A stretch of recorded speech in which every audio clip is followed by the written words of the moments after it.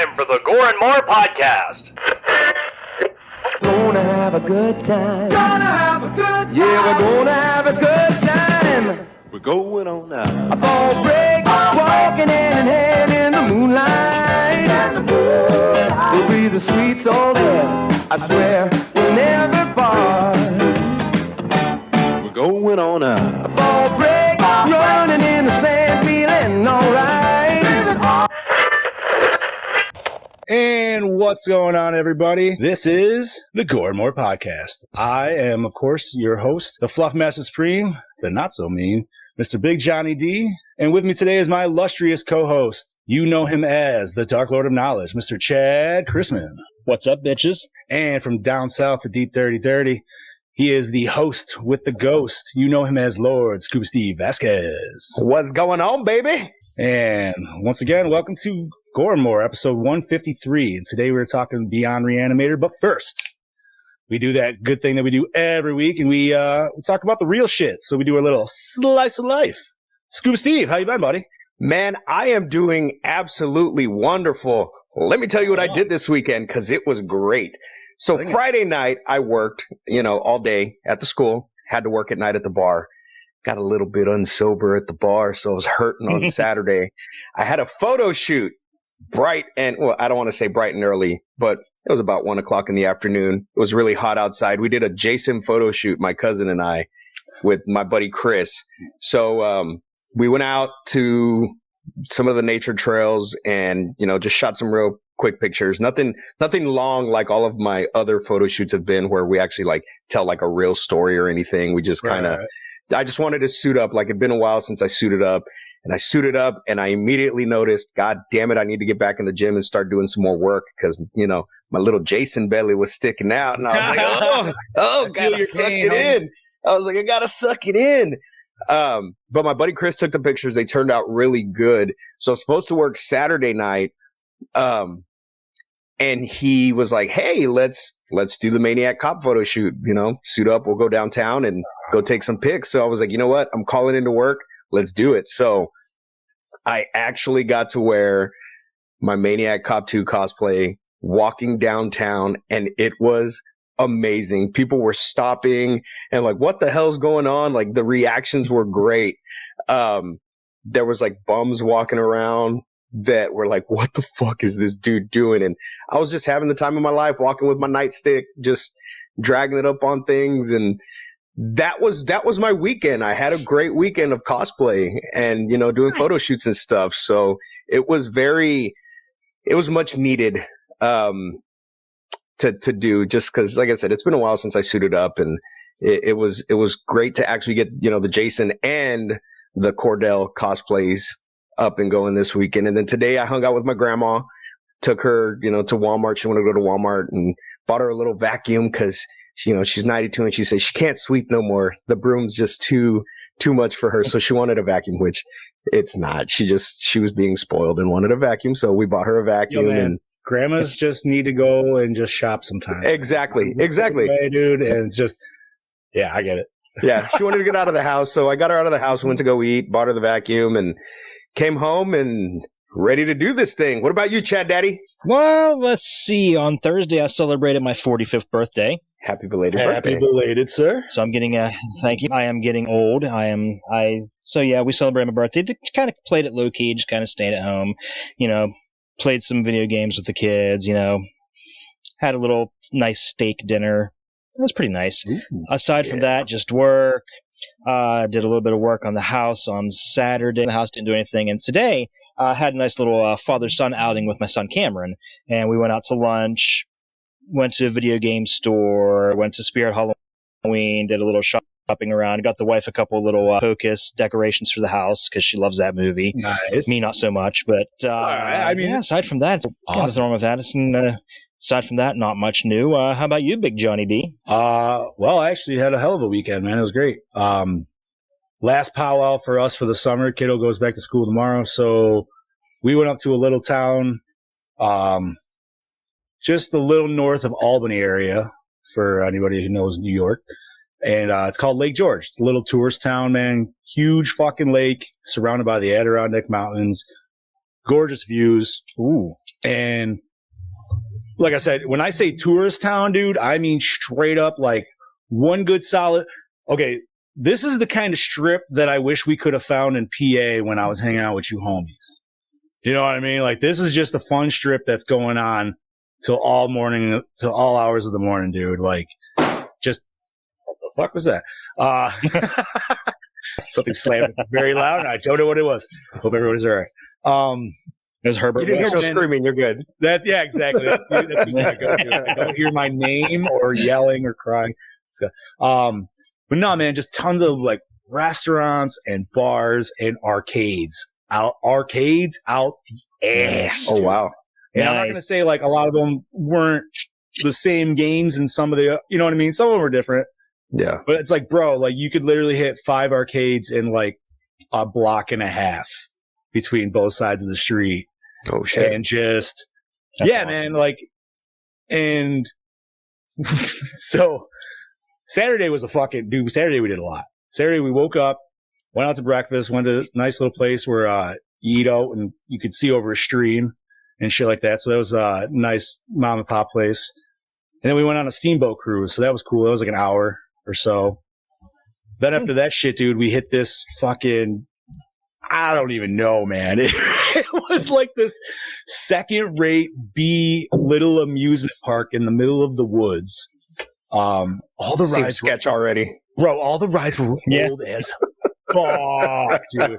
These were like they picked this shit up from old fairs and retrofit it, dude, and like just keep it going. So like it'll tell you the story of it. Like this shit was made in 1964. I'm like, might be time to retire that bitch. Just saying, dude. Like, you know, yeah. So not only that, but if you guys see my story, and I feel like I should just pull it up for like anybody like actually watching right now. They had the creepiest motherfucking statues of this French fry and hot dog, dude. I saw that. What's going on with that? Dude, that was creepy. I was like, bro, what the fuck? That was really cool, though. Okay, so the fucking ring light. All right. Let me turn that shit off. Hold on. There we go. So here we got creepy fucking French fry who's like eating his own French fry, and I'm not really sure what's going on with the wincing eye. It's either hurting him or he's really enjoying eating himself. I thought really he was sure. like winking, like, yeah, look at me cannibalizing myself.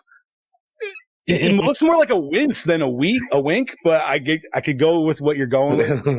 It's in fact, because if it's a wink, I feel like it would be a fully closed eye, but Yeah. it's partially open, so you're kind of like, and then we got this fucker right here, this hot dog dude, who's just squirting shit all over him, like loving life. And the best part is, I wish I had the side of it. He's wrapped with like an American flag cape. What? Yep. Full on American flag cape. And by the way, these were not the creepiest statues of animals or like anamorphic things in the park. But I just didn't get pictures of them because I was just like, dude, this shit's going to wake me up in the middle of the night at the bottom of my bed when I'm having sleep paralysis. Are you hungry? Are you hungry, Johnny? Eat us, Johnny. Eat Oh my us. God, dude. Other than that, though, man, like they had a cool little dinosaur land that was in the woods, which was sweet. We walked down in the woods and you just hear all this roaring and shit going on before you can even see anything. I'm like, I'm not going to lie. This fucking sounds sweet. The place should have a haunted house, dude. Like Yeah. it's so old and like weird and kind of dilapidated that it's got perfect setting for haunted house, man. You open that shit in October and put some scares in there. You're fucking boom. You can make some money. Damn. Sounds like a great weekend. Yeah, dude. And then fucking mini golf and what the hell else we did? Oh, we did fucking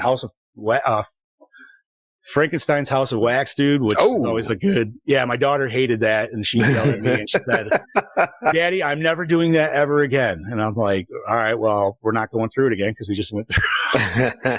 But she got mad because I kept hitting all the buttons on the display because she's like, "I just want to go through." I'm like, "No, I paid to hit these buttons. I'm pushing every fucking button. They in here. did these buttons. I mean, am I wrong? No."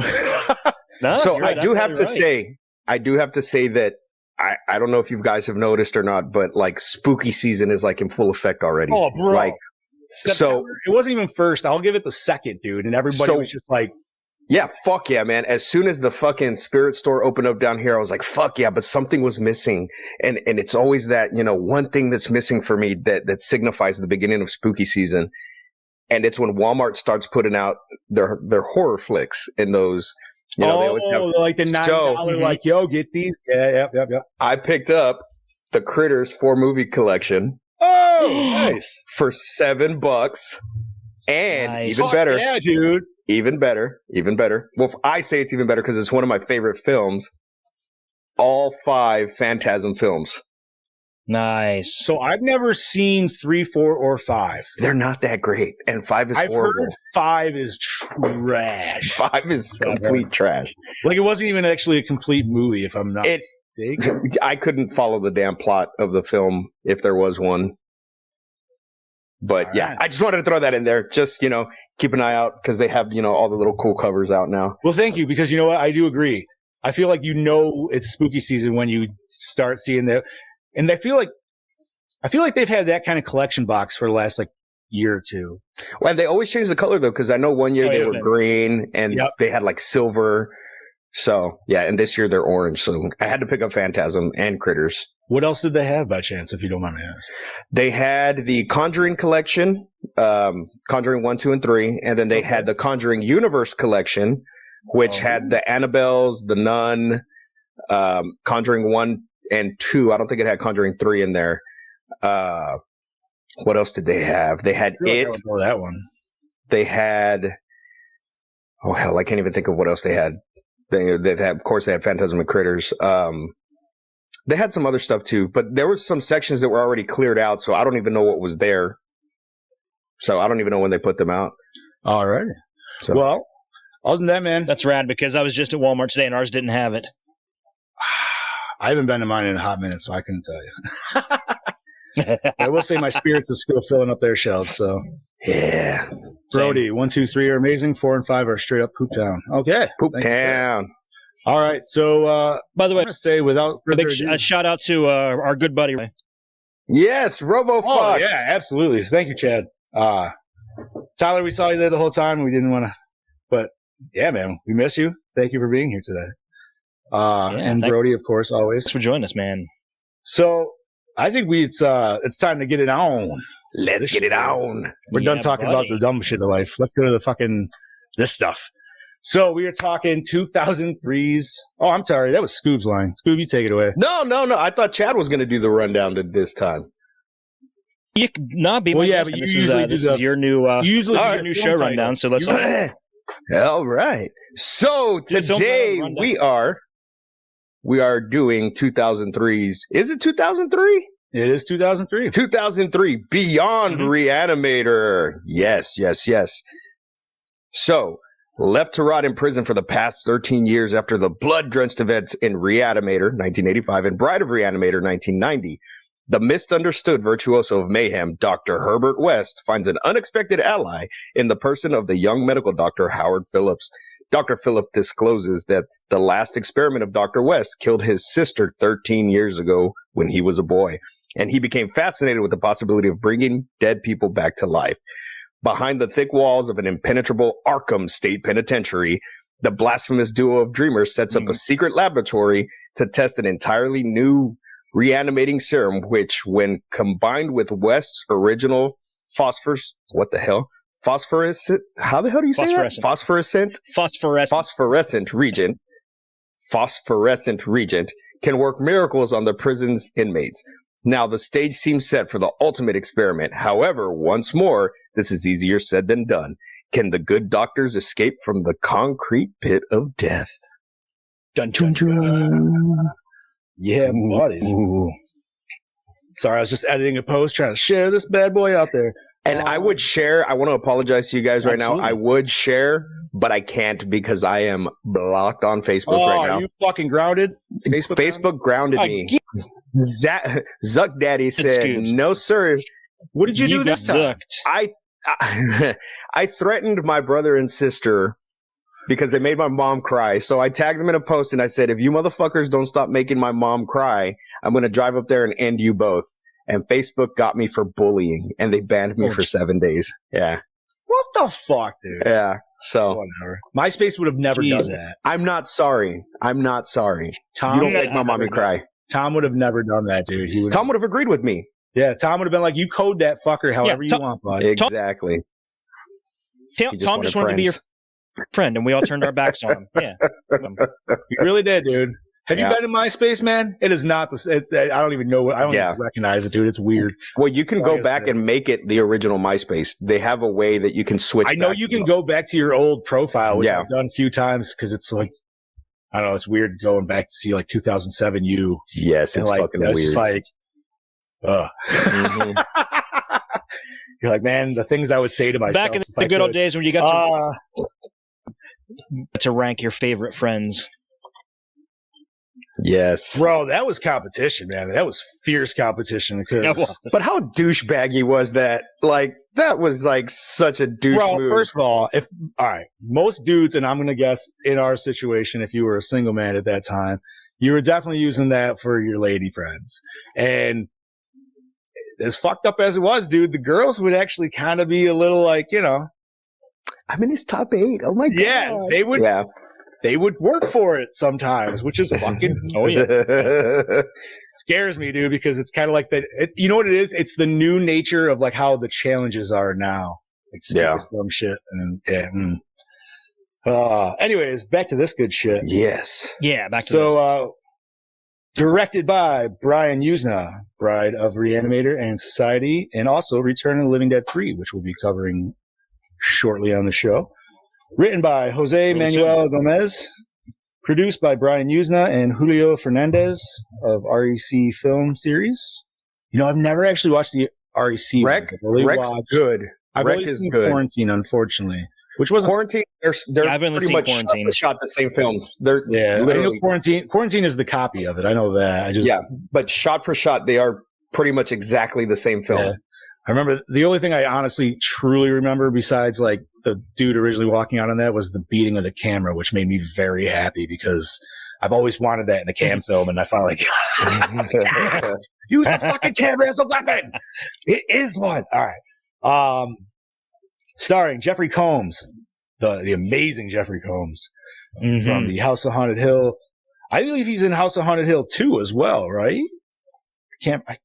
It's been a hot minute since watching The Frighteners, which fucking great in Frighteners. We just From Beyond, and of course, and From Beyond, which we haven't covered, but I would like to someday.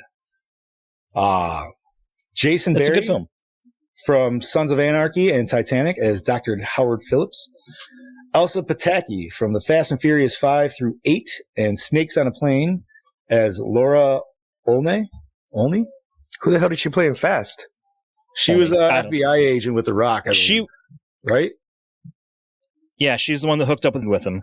Oh, shit, that's Dom's baby mama. I thought she looked familiar. That's Thor's wife, dude.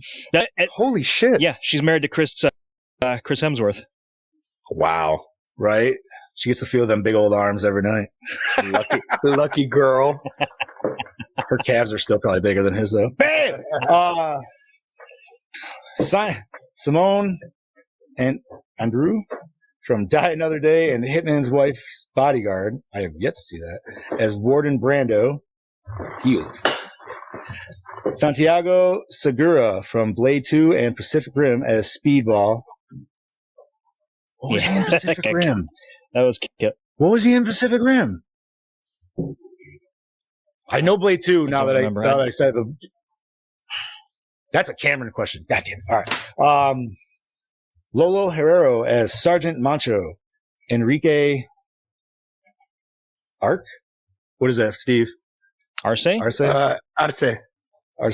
From Cable Girls and Snatch as Cabrera.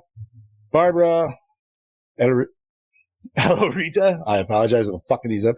From Psycho Game and Rottweiler as Emily Phillips. Raquel Gribler as Nurse Vanessa. She's nice. Daniel Ortiz from Terminator Dark Fat as Winnie. Dark Fat. Joaquin Ortega as Officer Falcon. So Santiago Segura was the wizened man in Pacific Rim. That's all it says as his character. It just says wizened man. Fuck, dude. So it's probably like a 2-second role. Yeah. All right. Not important. And I apologize. Daddy, Some of the names here don't. Yeah, some of the names here any correlating work with them, because most of these people, they did a lot of work in Spanish and Mexican television shows that we've never heard of, and I would have trouble pronouncing. So, What do you mean we? What do you mean we? All right. Well, I am offended. What do you mean we? I probably Chad know. All right. Chad's speaking for the white boys up in the north part of the country. I probably knew all the shit they were in. You might. I don't know. Yuzna said, and I hope this isn't in Chad Daddy's notes, but Yuzna even said every time he went out with the dude who played Speedball, and I believe it was the nurse or the other girl, he said he would get paparazzi fucking up the ass for them two, not for him or anything else, not even the movie, but it was just, that's how big they were. But all right. So Chad, and a lot of these people actually worked on a lot of people worked on Del Toro movies too, by the way.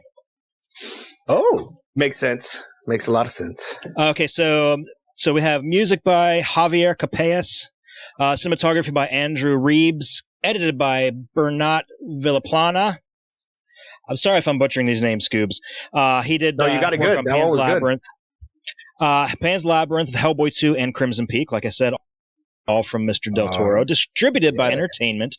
Run time of 95 midgets. Budget of $3 million. Grossed only about $300,000. It had a very, very limited theatrical release. It was mostly, as a matter of fact, like me and TJ discussed before, it had its US premiere on the Sci-Fi Channel. Oh, yes, and yes, Brody, it sounds like we did another reality. Right, dude? There was definitely some fucking. Oh man, especially in the later episodes. Yeah. So the reason this was on Sci-Fi was literally because it was the film company itself, I believe, right? Mm-hmm. Because it was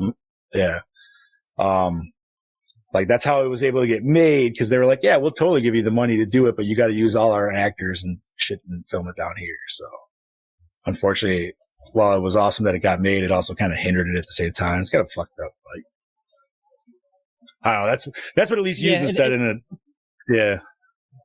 It had filming there had its advantages and disadvantages for sure. Correct. Definitely one of the better films to be on Sci-Fi. That I could agree with. Oh, like I did not watch it on Sci-Fi Channel. This was my first watch. So, but I imagine obviously it was definitely toned down. It was 2000. Yeah. Of the movie, basically. Yeah, because we definitely had some sweet gore and some titties in this film, so can't imagine. They went full out. Okay, I'm going to refresh real quick because a little bit. I will be right back, guys. Alrighty. So while we are waiting for the Chad Dadrick to come back, are you going to read it? The boss's breakdown. So first and foremost, I keep going to the fucking Project Louder chat, not the fucking with the boss man. All right, let me get the Chad Daddy back in here. Right. Sorry, everybody, but this is the shit show. Chad Daddy is back. Yeah. So and I explained before in the chat that this won't be like this for much longer. Once we move into the house, I'm going to actually hardwire it into the computer. I'll have my own little setup, so it should be all right after that. Yeah. I'm excited to see when you get it, like, to do whatever you want to do for your personal setup. But hell yeah! All right. I'm basically going to be boss's great huge walk-in closet. Hey man, whatever fucking works. Yeah, you can make it, dude. This originally was going to be sold, and my father-in-law. No, it's actually a bedroom closet, but it's like and it goes like this way and then that way. It's in this really cool L shape, but it's way more closet than we need. Nice. So it'll have this really cool look. Okay. So for the boss's breakdown, I am going to read it out. Unfortunately, didn't get time to make a video, but he did send a lengthy review. Well, I say lengthy, but I don't read a lot, so I'll So from the boss man himself, Beyond Re-Animator. As most of you know, I am a massive fan of the work of one Brian Yuzna, and this film is no exception. Beyond Re-Animator was made 14 years after the previous film, but seems to pick up right where they left us, seemingly in a good old spot. Meanwhile, a good old meanwhile elsewhere moment. Not sure what that means, but we'll go with it. It's clear that Arkham is somewhere in South America at this time, as every set piece screams it. This film has some of the most unique shots of any of the Useness films. The framing of inside the jail cells and hallways is tight and claustrophobic, especially what you would want from this kind of setting. The gore is straight on par with other films, even though I watched this for the first time on the Sci-Fi Channel as a kid. It still brings the goo and buckets of blood. We see Wes get a new assistant this time, who seems to be obsessed due to his childhood trauma with Herbert and what he did. But nonetheless, the story arc for those. I'm sorry, I'm all fucked up here. But nonetheless, the story arc of those two is tits, and I feel right for the story. This is Bella. What's that? Nice. Oh, shit. Fucking Steve. For you audio listeners out there, Steve's got a good old a ratty fan, rat buddy. we'll say, making an acquaintance. But nonetheless, the story arc, those two, is tits, and it feels right for the story. We need more sequels like this in horror, especially with the Pooptown cinema coming on its own today. It is not the masterpiece that is Beyond Re-Animator, and I would agree with that. But maybe this film, but this film easily stands on its own and as a memorable entry into the franchise and just an overall good horror film. I would have to say that I give Beyond Re-Animator a solid score of 3.5 out of 5. So that is from our beloved Boss Man. Thank you, Boss Man. I apologize for butchering that. But we did our best. And from that, I will lead to the rabbit in the room. We are 3 men today, not 4. Our beloved Bobby couldn't make it in, but he did send us a review. Good evening, Gore Hounds. This is your Toy Machine Bobby M. Mo, and unfortunately I'm not able to join the boys physically tonight to talk about our Beyond Re-Animator movie review. This was my first time viewing the film. It was fun. I also felt this to be the most human of the 3. If I had more time, I'd explain, but it didn't feel too over the top, but it felt just right and everything. I loved the effects, and Herbert West was, of course, played great, again, by Jeffrey Combs. This movie was wonderful to watch. I gave it a solid 4.0. I do wish there was a little more reanimating of bodies, as we saw in like the second one, but at the same time, it still kept with it. I call it the human portion of the movie. I guess that's a weird thing to say, but it was really, really good. I enjoyed it. Probably one of my favorite scenes is when we see the bald guy lose his shit after he gets injected. I enjoyed that very much. And then for, most attractive woman, I'd say, have to say the brunette woman who gets bitten in her nipple by the same man. Favorite character, definitely Jeffrey Combs. Hello, nurse. I love the fact that it's set in a prison, and yet he can still wreak havoc. Like, so every day that happens, that's cool. I enjoyed that very much for this movie. And then I would have to say for male, Jeffrey Combs. He does this character very well. I'm so happy they did a third. I would like to see him do it again. And then the premise, I loved it. He got out, and like I said, this could set up a whole nother movie, and I would love to see it. But this was a great movie. Enjoy the review with these guys, and I'll catch you all next week. Talk to you later. Bye. Thank you, Mr. Amona. Yeah. Thank you, brother. All right, so we got to remember that Bobby gave it a 4. All right. It's easy to I had to put my little friend away because my other little friend here decided she wanted to come and play, and I don't think that would have ended well. Hello there. So, gentlemen, let's discuss. This is my first time viewing it. I don't know about you. It was my first time watching it too, and same. Okay. From the get-go, I loved it. There was nothing I did not like about this film, and we review a lot of movies, and it's so great that we finally have a better movie that we reviewed. I would say it was fun. The way it was filmed was great. It gave, and it, of course, it's Brian Usna. So when I first started watching it, it gave me that Return of the Living Dead 3 kind of vibes to it, with the unkillable, zombies or whatever, reanimated corpses. And there's a lot of similarities, I think, between some of the characters also and the way that they were portrayed in this and Return of the Living Dead. The female aspect of it, with the female coming back to life. I love this film. I don't know what else to say, man. It was a good, fun film to watch. I agree. I really enjoyed it.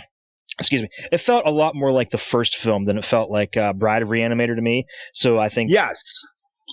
Well, sorry, my throat, and that's probably because they literally scratchy. go back to the legit, like the formula from the first one. You know what I mean? New inspiring doctor just getting like absorbed in by Herbert's like just overall persona, and and I liked his and the way he was just assistant. obsessed. What's that? His assistant? What were you saying, Chad? Yeah, I was starting to say I like his assistant in this a lot more than I liked the one in the previous two. Was his name Dr. Kane or something? I think it was Dan Kane. Yeah. I've always thought Dan Kane was kind of douchey in those first two movies, so I didn't mind seeing him get somebody that was more into what Herbert West was doing. Like, well, he had more motive, right? To be in. Well, yeah, he had more motive, but for me, his motive was kind of weird. Like, he knew that one of Herbert's creations killed his sister, and he still wanted to work with Herbert. That for me was kind of off, because if I knew somebody was responsible for my sister's death, I don't think I could work with that guy. It would be more of a revenge film than anything. I thought it was going to be. That's what I thought initially. Too. But then you think about it, it's like, well, maybe I think part of it is he wants to help Herbert, improve his formula, because maybe he doesn't want anybody else to go through what he went through. Yeah, true that. And if you thought about it, like, if he did perfect the formula, if his sister even died, they could have brought her sister back.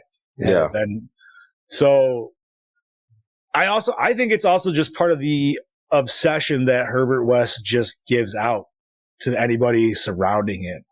You know what I mean? I think that's just part of like that is like contagious mantra. Yeah, it really is, dude. Like, even if you could hate the guy, you're going to end up somehow like working with him to do this shit. And whatever it is, whatever fucked up cryptic reason in our heads that we need to like just continue. You know what I mean? And I think it's because he calls you out.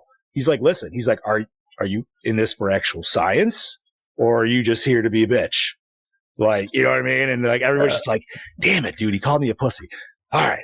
Like, he's very manipulative. He really manipulates people into helping him too. And then he manipulates his way out of it, like at the end of this movie. Correct. Now, Brody has a very good point here. Yes. I put this up because, Brody, you have a nail on the head, I want to say here. And Brody's comment is, I swear that the new doctor tried to get down and dirty with his sister. He was too touchy-feely with her in all the wrong places. And not only do we get this in the beginning, but we get all like alludes to this at the end as well, in the end fight scene. With a lot of it's just a lot of face riding, bro. Like, we're just doing mustache rides all fucking day, but we're for some reason doing it with our sister. And that was very off. Yeah, that's very off, because his head was just between her legs, and he was all happy-go-lucky, and she was just as happy. I will give. I was talking to Chad Daddy before we went live, and I'll say it again, but like, at least with this series, I feel like you always know you're going to get some weird, sick, perverse bullshit. Yeah, true that. True that. And for some reason, I still went in blind as a bat, not even like thinking like, oh yeah, I don't know, maybe they're over that shit. Nope. Nope. Nope. We're going to get some forced on things, and just some uncomfortable situations. But no, dude, the brother-sister thing was definitely a weird fucking... Okay. Because doesn't he say, you remind me of my sister, and then he bangs the chick? Boom. Thank you. And then he calls her name. Yes. Oh. No, this movie is ruined for me. Ruined. This was Joe Dirt, dude, but just without the overly comedic shit. You're my dead sister. Oh, You're my not dead sister. You're my sister. You're my sister. No. Oh shit. Oh, god damn it, Brody. Yeah. 100%. He was having dirty thought. Maybe she was a stepsis. We don't know. I don't think she was. Maybe this is where Step Bro came from. No, man. This was way prime. This was 2003. This was prime, just straight up MILF territory. This was Bang Bus when it first came out, and MILF. So you're saying there's a pretty good chance he helped her get unstuck from the dryer at some point. Yes. It's possible. I mean, I feel like that's still a newer trope, but yeah. That's a fucking stupid trope right there. Help, I'm stuck under this glass table that I can easily move. That's 30 pounds. Oh, no. I mean, I guess whatever reason you got to have. Fuck. Hurry up before mom and dad get home. No. No. Problem is, younger kids are not, some of them are not going to realize that that's fake shit. They're going to try real shit. And that's not going to be good. And we're going to have a bunch of fucking pig mutant kids running around in 2 generations. And that is how the idiocracy. That's idiocracy. Yeah, exactly. Because Pornhub was like, "Hey, man." Okay. So I think it's time to make a public service announcement. Kids, don't fuck your siblings. Yeah, do not step or adopted. Just don't do it, man. Just don't do it. Don't. Yeah. And figure out your family tree before you go anywhere. Honestly, make sure you know. What if your parents were just dating at the time, and then you hooked up with her, and then later on she became your stepsister? Okay, in theory, so I actually know a dude that's happened to. That does, yeah. I think, yeah. Oh, okay. Not even that. All right. So I know 2 dudes that's happened to. And the first guy I was talking about after the fact continued. I'm sorry if you're watching, Mom. I'm sorry if you're watching. Shit happens, dude. Whatever. You don't leave 2 16-year-olds alone. That's all I'm saying. You know what the worst part is? Or not even the worst part. I'm just going to say it. I bet she initiated. She did. Mm-hmm. You know what? I know we as dudes are dirty, but I will say straight up, and I don't give a shit. I might get called out for this, but the only reason we always get in trouble is because of women. I was fine and dandy sitting there watching Codename Kids Next Door, and that's all I got to say about that. Great. I hope it was the Dragon Ball Z episode, dude, just randomly enough. It was not. It was not. Yeah. Oh, fuck. Man, so I mean, what else to say about this movie, dude? It didn't have the production value of the first 2. I feel like that should be a given right off the bat for anybody that hasn't seen that. So it's definitely cheaper of a budget, but I feel like it delivers on all fronts for what Re-Animator needs to. Although I'm not sure what Bobby is talking about as far as there were few reanimated corpses. Yeah, because there was a lot of reanimated corpses. So but it wasn't until the end of the movie where we got a lot of reanimated corpses, and then we didn't really see them do much. I mean, I feel like that's kind of like the first one. You don't get them until they're all in the morgue at the end. Yeah. But I will say, and I could be wrong on the whole Bobby's human aspect of it, but this has a less to do with more of the ancient cryptic lore that the first 2 movies had to do with. Yeah. With going with the whole old ones direction and that whole, oh my God, I'm brain fart on that. The fucking writer. Come on, gentlemen. Cthulhu and all that. Lovecraft. Lovecraftian. Thank you. Jesus, fuck. I don't know why. I apologize, everybody. But yeah, I feel like it didn't have as much as the Lovecraftian horror as maybe the first one, or given even the second one. Well, and I think that's because they kept the story going, so we really didn't need that, because if you're a fan of the series, I mean, right, even if you had never seen a Re-Animator film beforehand, even if you watch this one, you're still going to want to go back and watch the other ones. So I think, and then you get the history of it, and you're like, okay, cool. I get why they didn't go back and explain any of this, because they already did it. Right. And I think nowadays that's a really big chunk of issues that I have with films that are continuations is that they always go back and retell everything all over it. Why? We already saw it. I don't need to see that again. Kind of like the whole Batman thing. I don't need to know what the fuck Batman did again. I know what he did. I know how he became Batman. So kind of the same situation. Your rant on that, and I'm going to get a lot of probably flack on this one. And I love the Friday the 13th series. But that's one of the hardest things for me to watch, like the first 4, especially if you're marathoning them. Because, bro, you got to fast forward. Because I'm like, I literally just watched the last 30 minutes of the movie again at the beginning of the next movie. I'm like, can I get a skip intro feature? Yeah, dude. Like, it was great, but I literally just fucking watched it. You know what I mean? Like, I understand it's supposed to be like a year to 2, like, refresher. Yeah. Like, 5 minutes max refresh on the new shit, dude. And I feel like this one, you could almost even skip the second one. You could literally watch the first and go into this one. Which is what I did because I've never seen Bride of Re-Animator. I've never seen Bride of Re-Animator. Oh, really? No, I've never seen it. Bride was good. The ending needed to be longer, though, is what I remember us really talking about it. Like, you didn't get enough of the Bride as much as you wanted to. Yeah. But it was still a good, fun film. I mean, dude, the gore in this was great.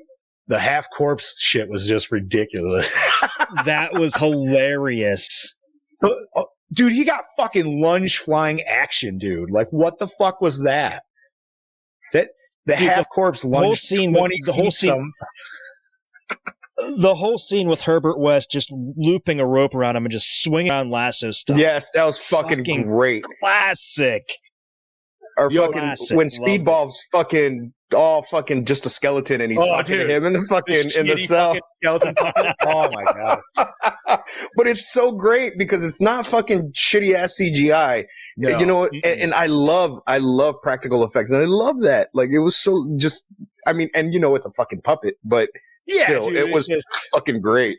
With the voice, it was funny just because like the voiceover and everything made it a little cheesier, but it was awesome. The only CGI in this film, they showed the nanoclip to the bloodstream. Oh, yes, okay. And it actually worked really well for that scene. I think. It didn't look cartoony. Yeah, it wasn't too bad.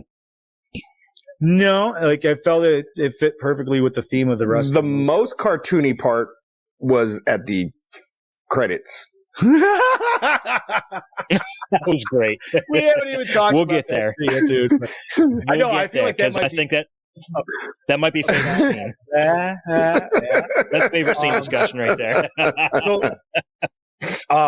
Before we do notes, Chad, did you have in your notes by chance about anything where he was swinging that torso dummy? Did you? No. Did you have anything on that? Okay. So, well, not obviously. But he says in an interview, first day on set when he had to do that scene, the prop guys, which was Mad Dog? I can't remember the practical effects guys. Screaming Mad George? Screaming Mad George, thank you. They made a prop half dummy that weighed 120 pounds. Holy shit. Yeah, he said he tried to do it, but it was just like, this is not There's no fucking way. And he's like, first of all, guys, he's like, what half torso weighs 120 fucking pounds? Mine probably would, but I definitely wasn't the size of that too. But yes, TJ, he read your review. I did, TJ. Yes, that's how we started the discussion, sir. Yes, sir. No, man, this shit was just, it was great, dude. Like I said, it's full Re-Animator all the way through, man. It's just the hokey shit. It's the dark shit. And it wasn't too over the, I mean, of course, fucking Reanimated Corpse over the top, but it wasn't too over the top. And even the sets didn't look shitty at all. Right. No, they're jails, man. Like the jail cells. I mean, everything looked very, very real. I mean, I don't know if they filmed it in an actual prison, but they did. Fucking beautiful. Actually, I believe it was a shut down prison. I forgot the name. Arkham. It's Arkham. But, well, while we're still discussing, how we get a little down under. That's all well and good, boys, but Katie's cutting in. Snip, fucking snip. Howdy doody there, folks. It is I, your DKB. That makes me laugh Every time. Gore N More, and this week I'm here to talk to you about Brian Usner's Beyond Re-Animator. Fuck, my bad. Right, now let me just start off by saying that Brian Usner behind the director's chair again. I'm going to watch it, I ain't complaining. Every day of the goddamn week, I love his work. I love what he does. And I'll tell you why I really love Brian Usner's work is the fact that he conjures up these really interesting ideas for his films. But they're a film that you can just sort of sit back, chill out, put on, not take too serious, and be still entertained. But in his films, he's got this fucking layer. There's this layer there that sits under everything. And you know that it's there, and you know if you elaborated on it a little bit more, it could be an extremely intriguing and interesting film. Up there with some of the A horror movies, whatever the fuck you want to call it. But I think that's just for him to let you know that it's there. And you, and more so, you just enjoy yourself watching these films.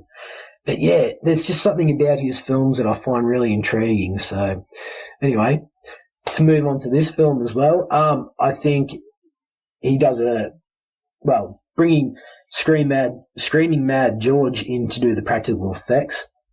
I mean, you're always going to get what you want in the violence department with that motherfucker. Gives me that very tasty shit that I love every day of the week. Season with a little bit of that body horror on top. You know, I'll just eat that shit up fucking every day. And, yeah, I mean, it's exquisite to fucking watch.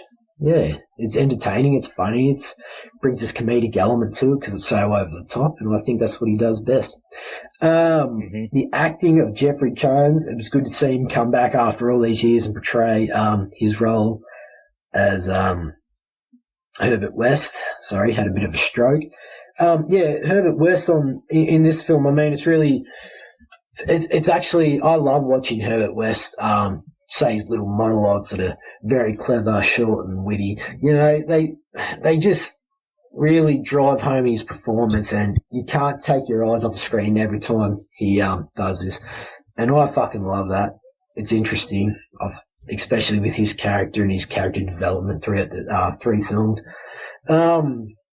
What else? There's actually a very interesting story behind this. I guess Chad will elaborate on it a little bit in his notes. Basically how Usner got the money for this film. And yeah, you can definitely tell that it was filmed in another country, and the production design was basically just an old prison overseas, and you can definitely tell, but it still looks great for the film. I think it was done very well on a short budget. But yeah, so anyway, this week I'm going to give it a Gore N More score of, I was going to say 2.8, but I rounded up to a 3 because I will say I was fucking entertained. So, especially after the last 2 weeks. Anyway, I shall catch you next week. And my sentiments exactly. I love the wink. Thank you, Brody. That's great. Oh, shit. Oh, Jesus, fuck. Love it. Oh, my goodness. So, Chad Daddy, shall we take a peek behind the curtains? I'll tell you what I found, and I couldn't find a whole lot this morning when I was looking, and I didn't really have a whole lot of time trying to get ready to take my son, out on our little Father-Son Day. So I'll give you what I have, and I apologize if it's not up to my usual par. This is the only installment of the Re-Animator film in the United States. It was entirely shot in Spain. Oh, Spain. España. Spain. Ah. Yeah, so that explains, all the people that worked with Del Toro is from Spain, films and most of his films there. Jason's character is named Howard Phillips. The movie is based on a story by H.P. Lovecraft, whose full name is Howard Phillips Lovecraft. So the last name is Elsa Pataki's character is Oni, which is the last name of the main character in Lovecraft's story, The Strange High House in the Mist, which is not a story I'm familiar with. I can't say I've ever heard that title myself, but all right. This is the only film in the series not to feature Bruce Abbott as Herbert West's assistant Dan Kane, and like I said, I think it kind of helps the movie a little bit. I don't know. I just didn't. You know what? I'd really agree. You don't need a third movie with the same, like with him. There's no reason for him to be in it. You know what I mean? Like, no. unless you Especially had the since West court is in case prison, the reason that they send these two Right. guys. I mean, You don't think they'd send the same two guys to prison together? Well, no, he mentioned that Dan was the guy from the state that turned him in. So, like, you know what I mean? Yeah, Like, he did. At least you know what happened. Yeah, he said his last. Yeah, that is true. This was fantastic fact production after Faust in 2000, Dagon 2001, Arachnid also in 2001, and Darkness in 2002. It was followed by Romus the Werewolf Hunt in 2004, Rottweiler also in 2004, The Nun and Beneath Still Waters also in 2005. Fantastic Factory closed in 2004, failing in its attempt to create the first Spanish cinema company specialized in genre movies. So they kind of shot themselves in the foot trying to be a specialist there. All right. This is the only part of the Re-Animator trilogy in which Herb clearly survives in the end. That's true. It's usually questionable. Yeah. I forgot about that. This is a clear, like... Yeah, because in the first one... Yeah, he walked the end with... What was the first one, Was though? that he got strangled by the intestine? Yes. Yeah. Thank you. Okay. I don't remember what happened in the second one, though, and that's the one I've seen most recently, too, of the two. Same. Oh, shit, I can't remember. I just remember the whole bride scene. I just don't remember the... I know. Probably Boss Man would. Yeah, and she just basically falls... Yeah, just apart. You're Just right. the Like, tissue rejection. she reanimates, and then, like, she lasts for, like, 5 seconds. They're like, oh! And then bam. Yeah. Yeah. It's very short. Yeah, it was really anticlimactic. The rest of the film was fantastic, though. The U.S. premiere of the film, other than the isolated festival screenings, was on the Sci-Fi Channel, which heavily trimmed the gore and the sex. Several scenes were cut out entirely. I bet. And that would definitely, like, I feel, hinder the film for sure, because you need the other shit for this movie. You know what I mean? It's a Re-Animator movie. Yeah. It calls for it. The U.S. DVD release of the film is slight, about 30 seconds total compared to some Region 2 releases. Some of the cuts include when Speedball ODs on the reagent, he sits up and his eyeball pops out. When he explodes, we see him open his shirt and his stomach spews out. On the DVD, the shot lingers on West up until his guts are already halfway through the air. And when Dr. Phillips is battling Laura, a few of the shots where he starts hacking at her neck are trimmed. So it's just weird little shots, little bit of shots of violence that were cut. I'm not going to lie. I feel like the copy I watched had that extended, like, gut scene. Well, there's two versions. Or that there was, like, when I looked it up on Amazon Prime, there was like 4 different versions, and only one of them was like 97 minutes long, and all the rest were 96 minutes or something like that. But it was like one minute longer than the other ones. The unrated version was. Yeah, I watched it on Tubi. And it definitely had those scenes in it. Mm-hmm. Oh yeah. Mm-hmm. Oh yeah. All right. Okay, so 2 unproduced sequels were Island of Re-Animator and Island of Dr. Moreau style story, which for some reason is what I thought Bride of Re-Animator was going to be. I don't know why. I just had it in my head I just thought that's what it was going to be, and then I saw it and it was completely different. I just thought Bride of Re-Animator was just going to be Herbert West living alone on an island, just making monsters. And it's just, I don't know where I got that idea in my head. And that was actually one of the I haven't read it, but is that anything to do with the Re-Animator versus Evil Dead comic? No. I'll get to that. There's actually, since I couldn't find a whole lot on my behind the scenes stuff this morning, I actually go into a little bit more in depth with the comics. So, there was an Island of Dr. Moreau style story, and the better known House of Re-Animator featured Dr. Herbert West animating the President of the United States. So in 2006, 3 years after Beyond. Yes, So I 3 did hear years about after that. Beyond, News broke that Stuart Gordon would be returning to the franchise to direct House of Re-Animator, which would again star both Jeffrey Combs and Bruce Abbott. The story was strongly inspired by the George W. Bush presidency. That was a hot topic of discussion at the time. And the basic plot of the series' proposed fourth installment was that a Bush-like president would die in office, prompting the U.S. government to call Herbert West in to do what West does best, bring the dead back from the dead. This was spearheaded by Halcyon International Pictures. The White House set planned House of Re-Animator was planned to be the first in a brand new trilogy of West's stories, with franchise regulars Dennis Paoli and Brian Usna were both on board to produce, and they actually had William H. Macy sign on to play the president. What? I did read that. So when I watched the film, because I watched it last week and then I watched it again today, I went online just to see what I could find, and I did read about the canceled sequel that would have been essentially them reanimating George W. Bush. And unfortunately, the only reason that the movie never got made was because George W. Bush was out of office as president. Yeah. Oh. So if they would have jumped, if they would have jumped, if they had done that 2 years earlier, it would have been perfect, and then we would have had more Re-Animator movies.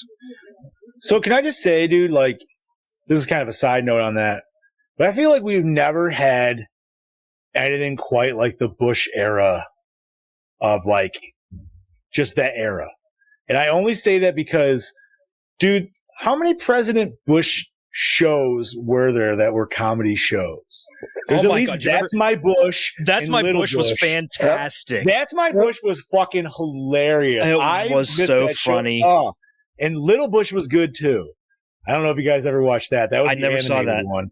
All I remember is there was an episode where Bill Clinton was having a birthday party, but he was having a rainbow party. And he kept oh, yes. Oh, dude, that shit was fun. But it's like, bro, we have never had that since Bush. You know what I mean? Like, why not? Because the world got serious. It did. I wonder where you could find That's My Bush. I'm sure you can find. I'll look it up. I'll look it up now. And That's My Bush. Oh my God, that was from the South Park guys. I just realized that. You don't remember that? Yeah, I do remember that now. And the dude who played Bush, man, he looked fucking great too. Oh, and a side note to the side note, I was on Hulu last night just looking through different shit to watch, and I found the original British version of Whose Line Is It Anyway? Really? Have either of you guys ever watched that when it was back on the Comedy Central days? I've only watched Comedy Central, yeah. Wait, British? Oh, no, I watched the Canadian one. No, the British with Clive Anderson, the host. Oh, no, I've never seen that. It had still had like Ryan Stiles, Greg Proops, some of the American actors. It was British? I thought that was Canadian. Mm-mm. The original was British. In Canada, but they had the British. Because then it was British, buddy. Really? All right. Mm-hmm. No, I used to watch the older one. Dude, the older ones are pretty good, man. Some of them, not all of them, but some of them are. I watched a few last night and was laughing my ass off. So, just to let you know, and anybody else that's potentially interested, you can get That's My Bush, the definitive collection, for $10.63 on Amazon. On Amazon, yeah, you can't stream it. You can't stream it anywhere. That's my. Oh, dude, look at that! People that bought this also bought Basketball and Orgasmo. Well, they're my friends. I can't imagine what great taste, right? Oh my God, those great movie. Basketball was so funny, right? It does not get the love it deserves. It's a bag of Marlon Brando's body fat. And you can get Lil Bush for $22.94 on DVD. Lil Bush, dude. Full Bush era. But I think that would have been a great. That would have been a great Re-Animator sequel. I mean, any Re-Animator sequel would have been great. I love. Did you guys watch Castle Freak, the remake? I have yet to. No. I have not. Oh my God. I can't say shit. Then you guys. I know what you're talking about. Combs is in the original Castle Freak, right? I believe. Was he? I think. No, wait, hold on. I got his IMDb up here because I was going to tell you about, he's done a lot of voice work. Like, he's voiced Ratchet, the Transformer, a lot of times. Oh, shit. Yo, I didn't even know that. Look, just look how many Star Trek characters that motherfucker's been, dude. It's like 6 or 7. It's ridiculous. Okay, what year did Castle Freak come out? Was it like 93? 95. 95. Okay, scroll down. 95. Castle Freak. Yeah.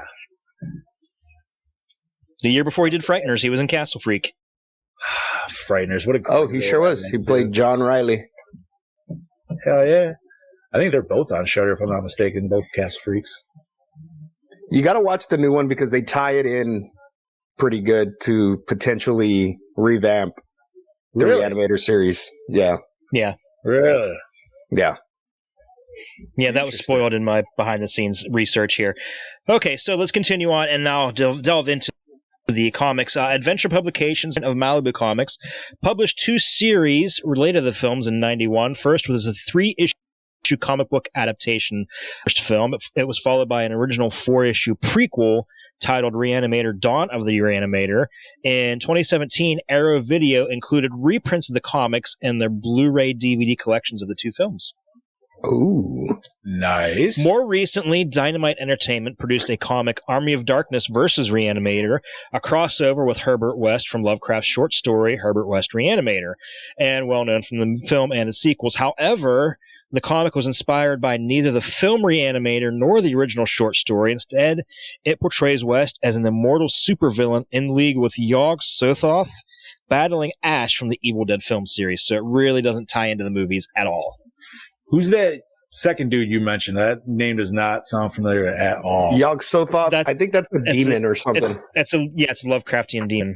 Okay, yeah. Thank you very much. I have some of the issues. I've never read them. I picked them up at my local comic shop just because it was fucking Ash. So the only crossover ones I got is Marvel Zombies versus Army of Darkness, dude. Yeah.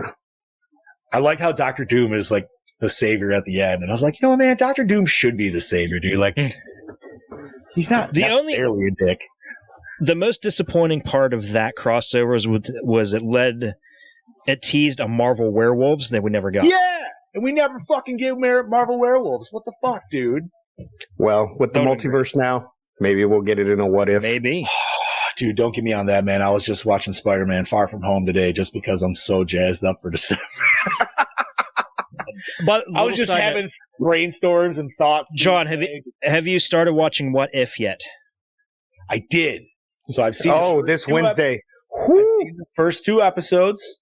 Episode 4 is super dark. I heard that's the one with Ant-Man. No, yeah, no. No. OG Ant-Man, right? This is the Doctor Strange one. The Doctor Strange episode. Oh, okay. It's even more dark. Yeah. The Ant-Man one was dark. The Ant-Man one was dark, but the Doctor Strange one. So Ant-Man was 3. Ant-Man is 3. That's 3. Yeah. Okay. Sweet. I've been juggling that in Titans. So that one's hard. And then also I picked up my Mortal Kombat. What's Wednesday?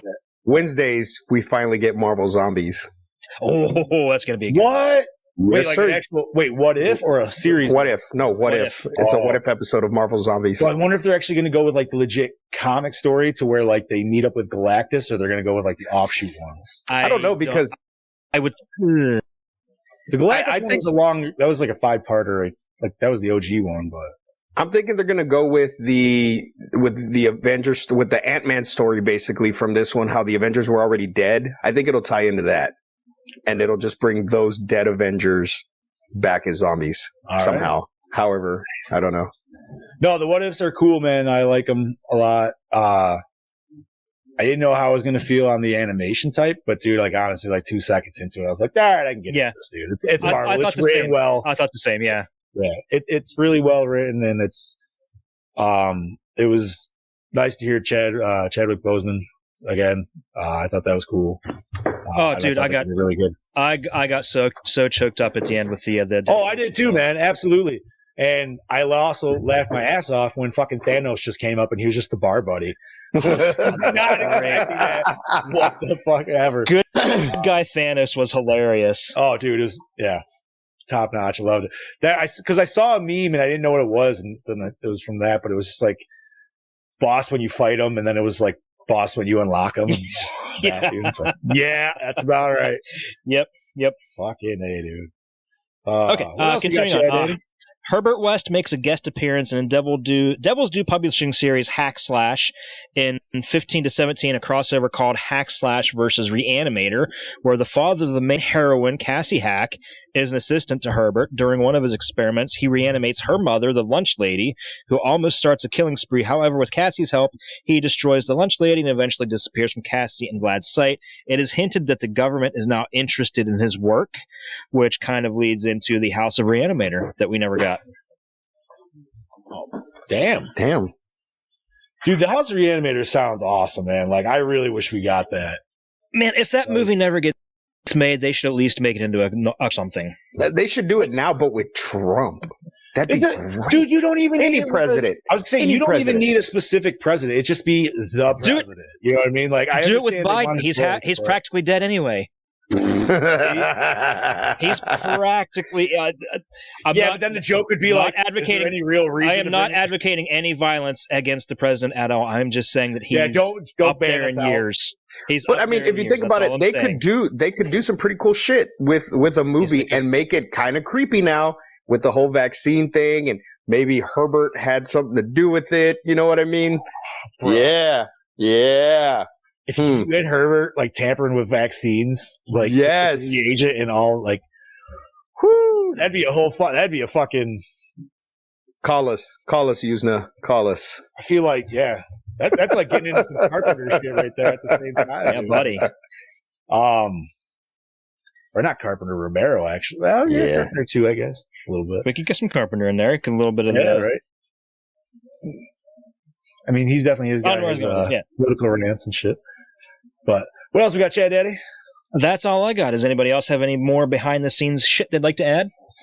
I do not. I was looking in there. I really couldn't find anything that you didn't just touch base on. Yeah, besides, like I said, the extra body poundage and stuff, like that was just in a little bit of an interview that happened. I believe I caught all that on YouTube. That's still just so weird. A half torso weighing 120 pounds. And like in high school, I only weighed a little bit more than that. Like full body. Well, not only that, but like Combs has got to be. I don't see Combs pushing 200 pounds. He just doesn't look like that big of a dude. You know what I mean?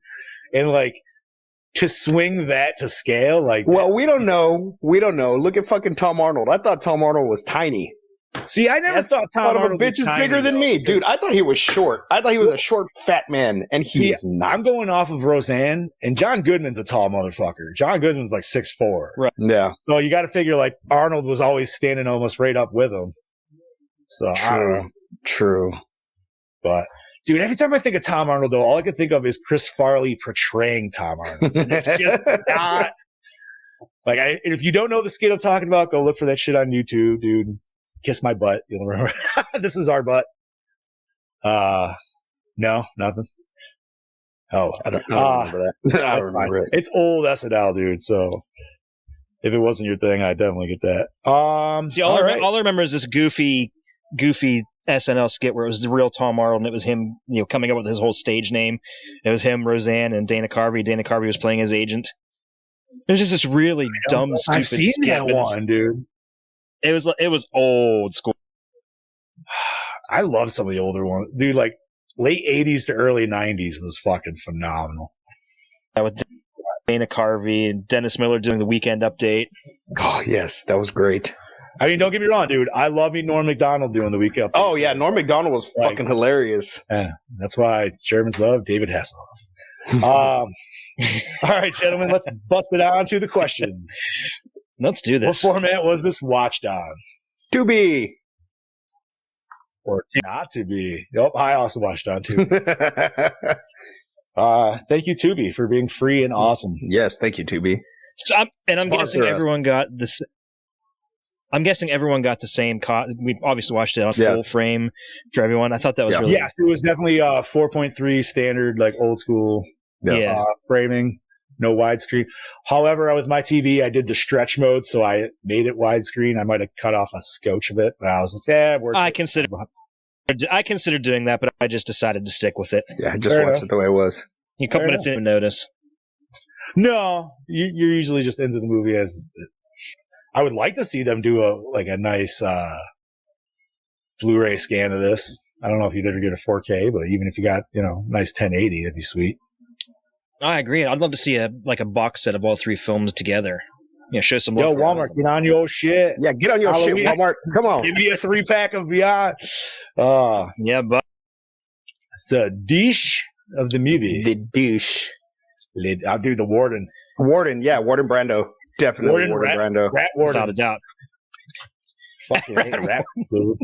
I actually have him written down as Rat Warden. Are you going to kill me? So I was honest to God thinking it was the dude from the family at the beginning of Santa's sleigh, but I'm pretty sure that was Jeffrey Rush.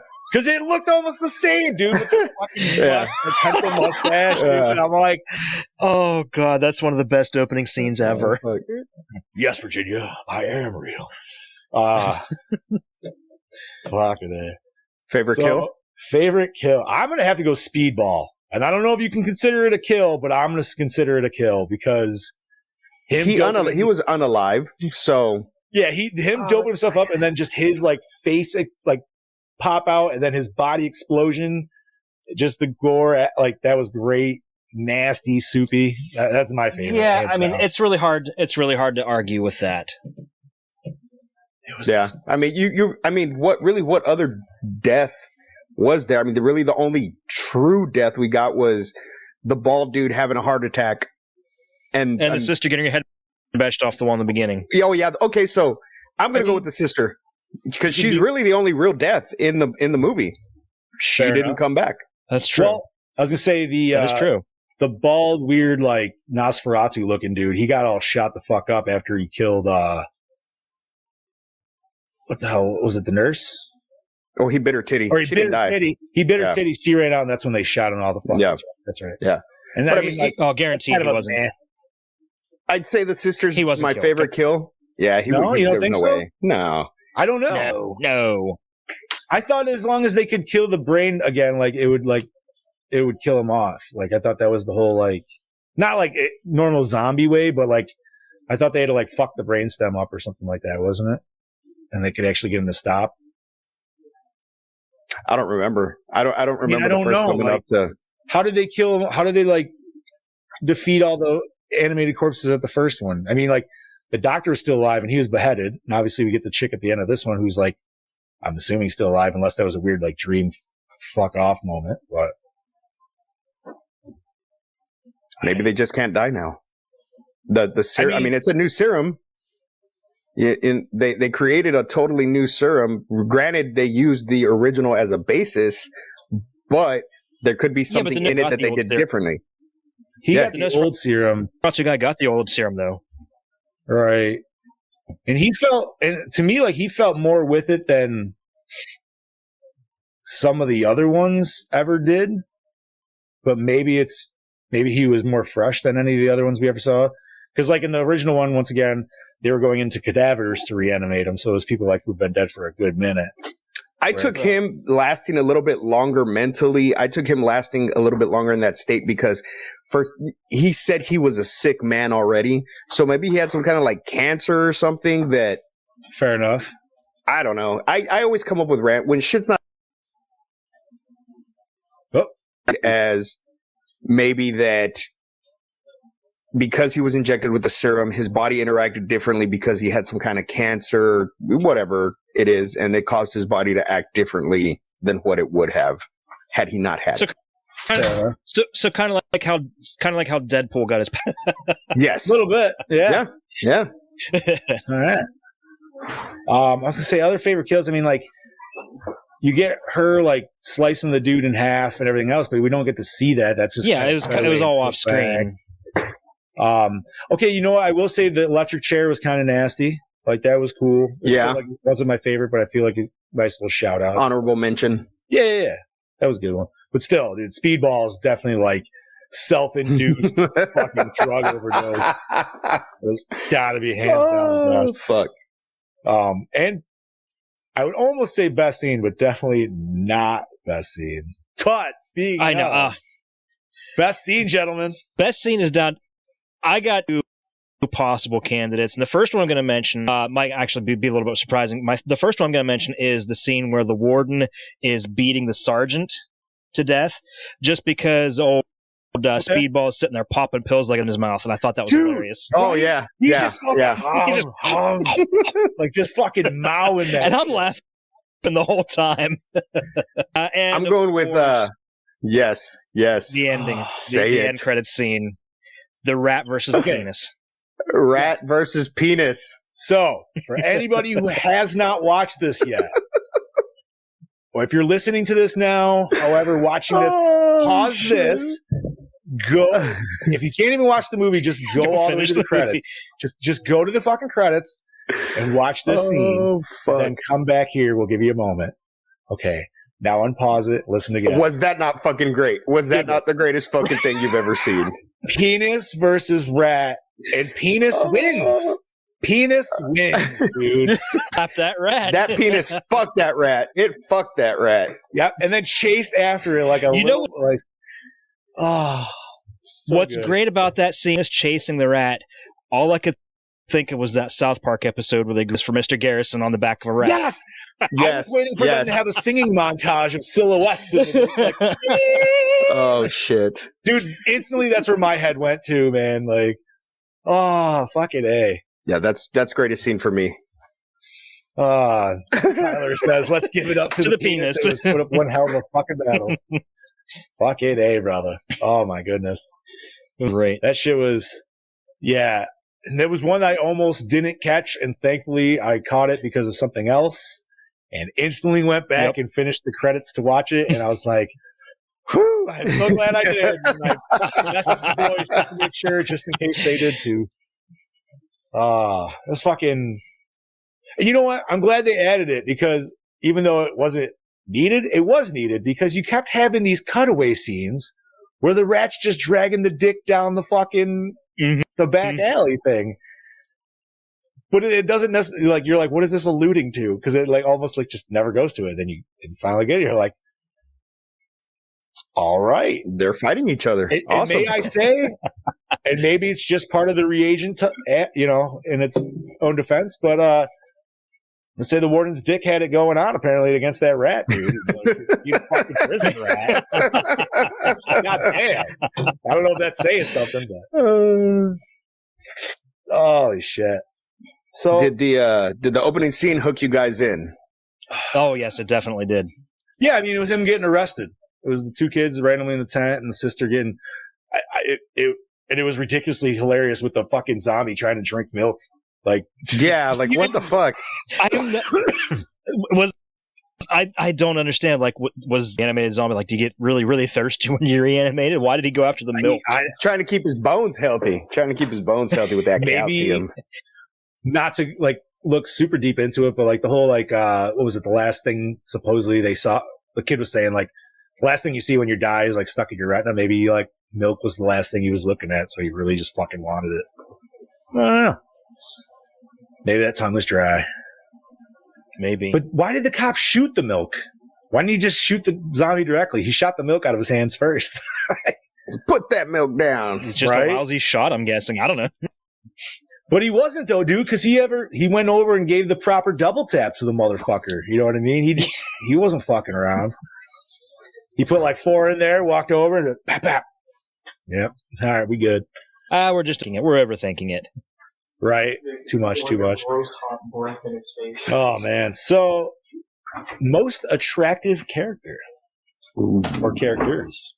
Okay, let's go with female first. And Dude, I got to go with the reporter. Yeah. I don't usually pick the blondes over the brunettes. no, because that bloody nurse. I don't know the nurse though. Oh. I'm telling you, I was screaming like Like she- Animaniacs. Hello, nurse. That's a she was tough delish. call. And her I mean, we dress only had was 2 of them. pretty much see-through. Like it was pretty much like there's a scene where she's running through the doors or whatever. They tell her to go get something or whatever, and you could totally see right through her fucking dress. And I was like, baby, yeah, I love you. I gotta side with Bobby on this and go with the nurse, the brunette. Okay. I mean, I'm not going to say that they're not both delish choices. Like, honestly, can't go wrong with either one. Guess whatever fits your fancy, you know? But the blonde one is into weird sister role play shit, so I don't know. That might be a red flag right there. Like I'd rather go with naughty nurse than like. And she pretty much becomes the warden per se. She was becoming the warden. Yeah. So his personality was taking over. Does that mean the warden was going to suck his own dick? Yes. But he was still like, no. I was almost expecting more like biting on the dick shot. Surprisingly enough, more blood. I would have. I was expecting like more just a like pull away. Just seeing like teeth in flesh. Like I figured you would at least seen like a super close up of that. Just with how far we go in these movies, anyways. I mean, dude, I'm just saying she bit off his whole dick, so she definitely took it down the throat before she decided to bite. Just say it. This is true. It wasn't just the tip she spit off. It was not the tip. It was the whole dick. Right. So she throated that bitch. And she did not gag once. She's a keeper. She had no flex whatsoever, dude. I'm changing my my choice. I'm changing my choice. I just realized this is the second bitten off penis we've seen this year. What was the first? Remind me, please. Last House on the Left. Ooh. Last House on the Left. Yes. Yeah, but was that a full bite off and spit? Yes, it was. Or was that just was it? I'll take your word for it because I'm brain spit it in the pond. You're right. You're right. You know what it is? That movie's just so bad. I try to flush it from my memory. So it was. Thank you so much, Bobby. Still not as bad as Cabin Fever 2, though. They can't. Ooh, and we got a cut off penis in that one, so we got 3 severed penises this year. Damn. True. But that had oozing pussy penis. Yeah. That was a mercy kill. Wasn't there another penis thing that we saw like a couple weeks after that, I feel? We need to do this as like a year-end review. And dude, I swear to how many dicks? How many severed penises? Oh, too many dicks. Hemsworth watched this film and said, I gotta have her, thanks to Brody Kane. He was like, damn, dude, she deep-throated that motherfucker. Like, shit. I don't see any that I can think of after Cabin Fever 2. I can't remember, dude. I'd have to, look through. So, let's see. And then for male, I'm going to still have to say Herbert West, dude, just because, It's Herbert West. Yeah, dude. He's a good-looking dude, and he's got that charisma that just... Yeah, he could probably... do weird, fucked-up shit. Yeah, he could probably definitely talk any girl out of her panties. Yeah, and even into reanimating corpses. And yes, I did have to say oozing pus penis, Tyler. Make it a shirt. That's right. That's how low we go here. Get down with OPP has a whole new meaning. Did the score set the mood? Yeah, I think it did. I mean, I feel like it you got the classic. Some of the it used the themes. Yeah. They just tweaked them up a little bit. Yeah. So yeah, I feel it works. Nothing like you're gonna probably throw on your set list to listen to while you're jogging or anything. But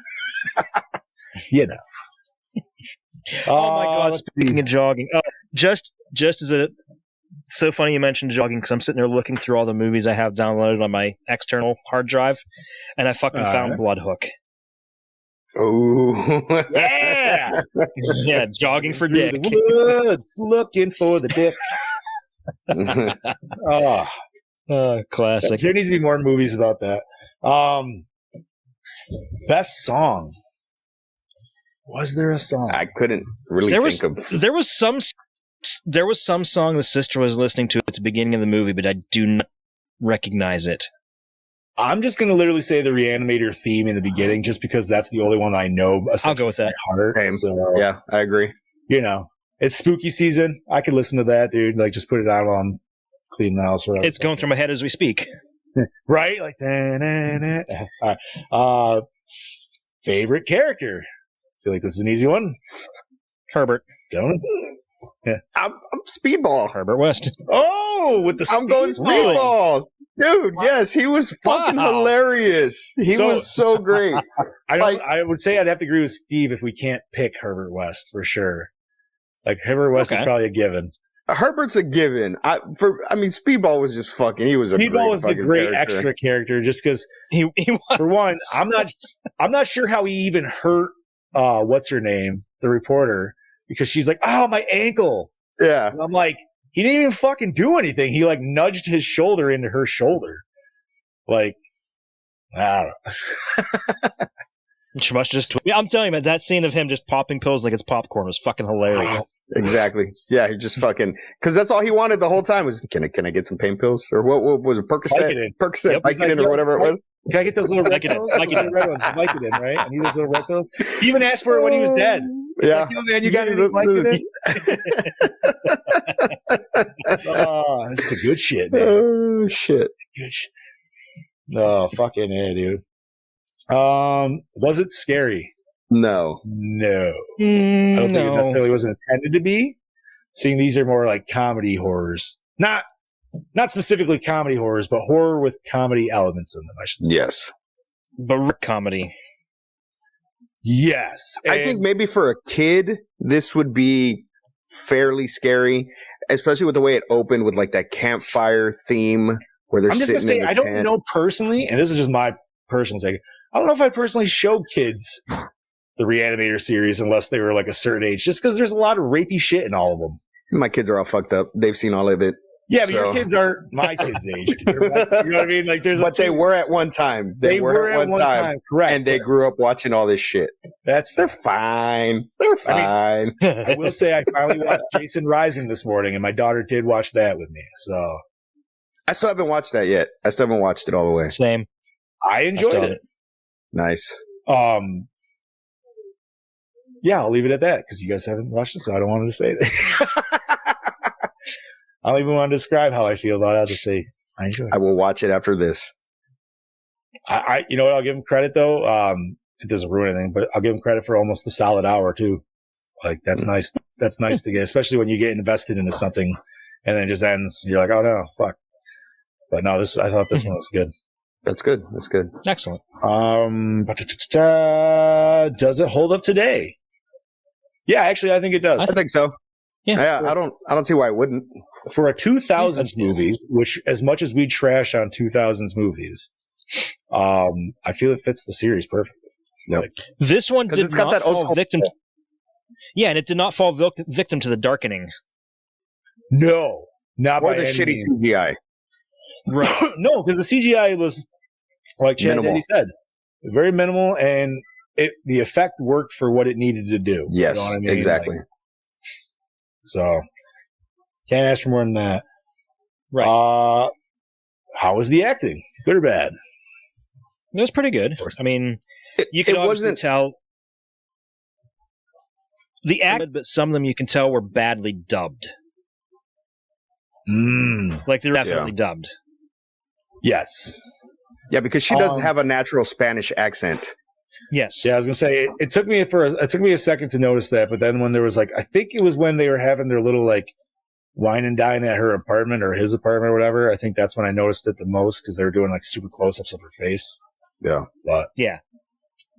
Other than that, I thought the acting was fine. I thought the new doctor did a great job. Like he didn't overham it. I mean, it wasn't like phenomenal acting, but at the same time, I didn't think it was like terrible either by any means. Like, it wasn't, like, and I love Jeffrey Combs. I love Jeffrey Combs' really dry delivery of the comedic lines. Like we were saying before, every Re-Animator movie has him making one hilarious sexual innuendo. Yep, and this one was it was something with going down or that's how you get into the hole or something like that. Or there's many ways to get into the hole. Yeah. Yeah, when she was going. Not only that, but he always has an excellent monologue scene. And this one is when he's reanimating the warden. And you get that crazy fucking POV shot. And like him just like explaining like how essentially he's just letting the warden loose on the prison, which actually is like a fucking insane idea. But that's why I love Herbert West, because he literally like his walls of whatever anybody would think are just way past that shit, dude. Like he's in a whole different fucking world, which is great. Like you talk about people having no filter. He literally has no filter, not just speaking his mind. Like everything he does, no filter whatsoever. It would be insane to actually have that kind of just like openness and That not give a fuck. Yeah, like And that not give a fuckitude. Like, And it's so funny because anytime somebody tries to, set up boundaries with him, tell him he's pushing a line, he gets so offended. right. Because it's Like, he it's can't believe science. You have to do this. Yeah, he can't believe people don't all think the same way as him. Which, once again, I one of my favorite scenes that I laughed at and I loved was when he got questioned about reanimating the warden, and he just gets this weird, like, face turn stare towards the camera that he's just like a little kid. You're like, I don't want to say. You're like, but it's fucking, dude, he's great. Like, his mannerisms are perfect. I want to see him in another one, dude. Like, just Same. Like, you could have different people all the time. Just keep him. I'd be fucking 100%, dude. It'd be great. So, did you like the cinematography, gentlemen? Everything was great about it. It was very well done. Like TJ said, all the claustrophobic shots inside the prison, it was perfectly framed, well lit for all the scenes that need to be well lit. Yeah, very well. Especially for taking place in a prison, it was very well lit. You get a lot of movies that are in prison, very dark and gloomy, right. And you didn't get that with this. It looked like it would if you were actually to go into one of these places. It looked like a clean prison. I'll give it even that, for as like very clean, as dirty as it might be, and like the people working there might be. Like, the main thing didn't seem like it was like nasty, like where some prisons will make it seem like that, right? You know what I mean? Like, if this was Arkham and Batman, that's how that would. Yeah, it wouldn't be like this. This felt almost like as clean as like the super prison in that Stallone and Arnold movie that they were in together there. What was it? Escape or I think it was the Escape Plan or something like that. Yeah, that was a good one. I enjoyed it. Yeah, man. I mean, the POV shots were cool. The weird little tight corridors. I'm trying to think of anything like any other particular different shots in it. I did like the ending scene, like where him just walking away in the fog, that nice static shot of just him like throwing the eye out and then just walking. Just fucking walking away. Yeah. That was a nice, just like, oh my God, give me another one, dude. Like right now. Like, and he fucking got out of there clean. Like, bro, nobody's even the fucking wiser, because you have to think too. The other doctors, he's fucked in the head. They're going to think he's a fucking inmate. So no matter what he fucking says, he has no identification on him.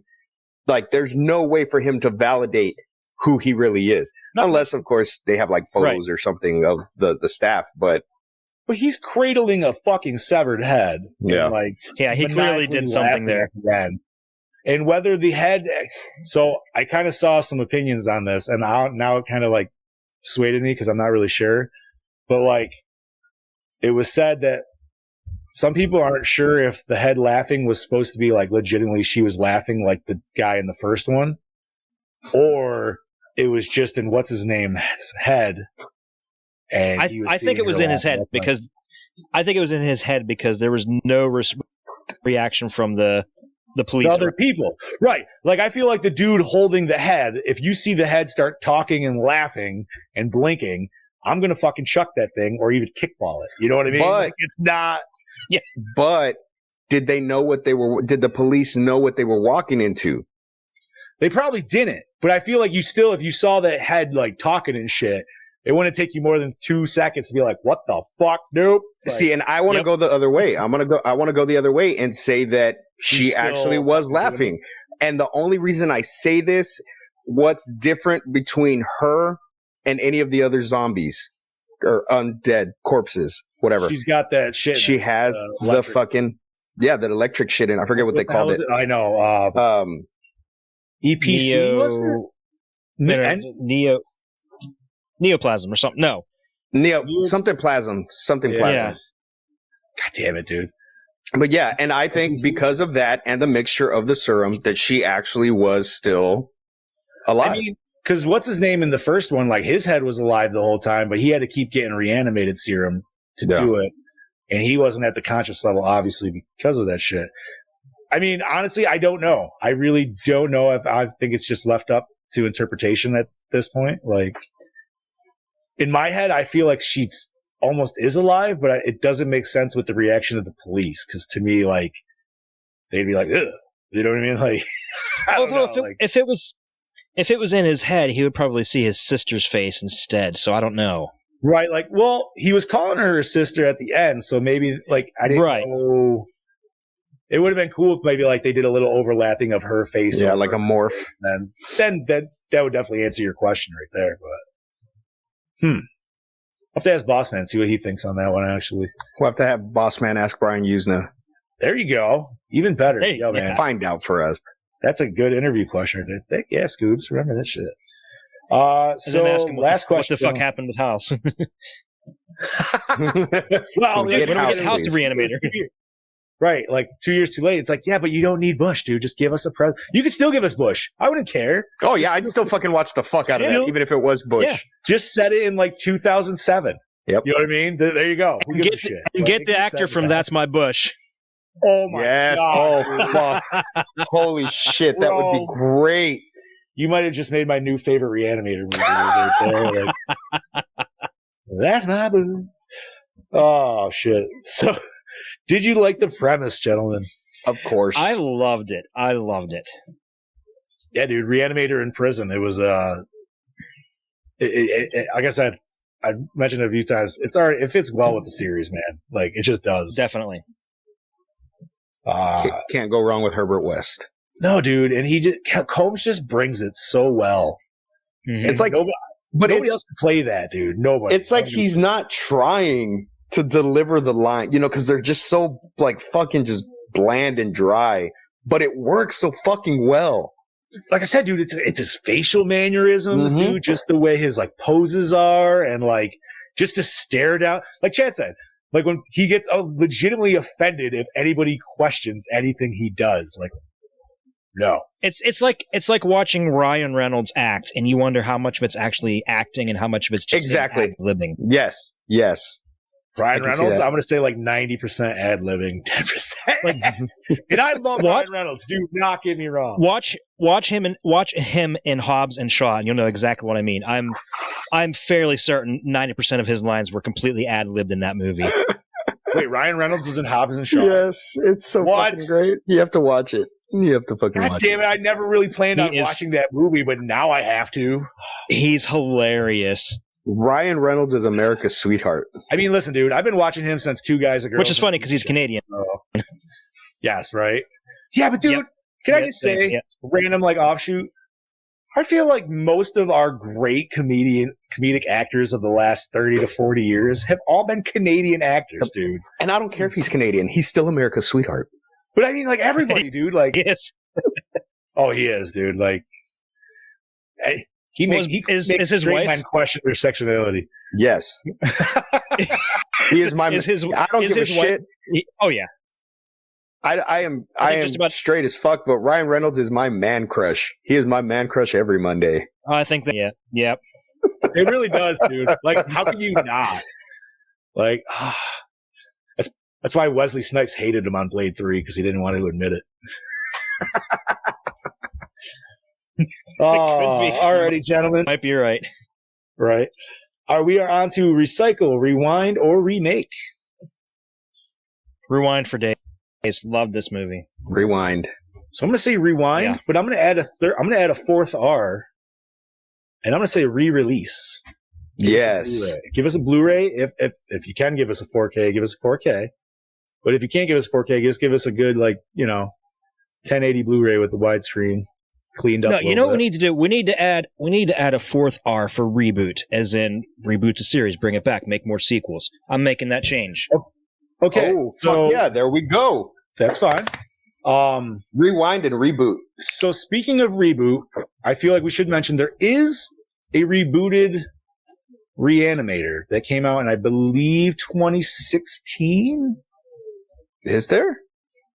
Yeah, it's yes. I believe it's an Italian film, or was it 2018? 2018, I think. Oh no, 2017. I think it was 16 and fun. Yeah, it was made and then finally came out. So yeah. So it's called Herbert West Re-Animator, and essentially it's a retelling of the first one. Obviously, it's not. There's nobody from the prior movies, and while it is a retelling, I heard it's a very different visionary styling of it. So Never personally And if you're going to seen do a it, remake, but that's really the way to do it, though. like I said, without seeing it, I unfortunately can't say either way. Like I would agree. Like, yeah, like you don't want to do an exact carbon copy remake because there's no point of that. But then at that point, Right, like the original's so great. Why even remake it? Right. And I don't feel like and this is just my guess. I doubt they're going to have the slapstickiness of it in the reboot is what my guess would be. But to me, Probably not. that's the whole part of the whole Re-Animator series that I love the most. Like, Yes, sir. is the overtop, like, ridiculousness, dude. Like, dude, that cat, if you don't love the cat scene from the first one, dude, like, you've never watched, you know what I mean? Like, just ridiculous. I thought about that whole scene man, watching this movie, dude, just because it's so awesome. But I don't almost want to say reboot. I want to say, like, keep it going, dude. Give us the fourth one that we never got. Well, yeah, that would be a reboot of the series, though. Yeah. Yeah. Okay. Like, that's not a remake. got it. Gotcha. Yeah. No, I'd go full reboot the series then, dude. Give us the presidential one. I think that'd be great. And just keep them fucking coming. All right. So we are on our rating, gentlemen. And so Bobby was a 4. Mm-hmm.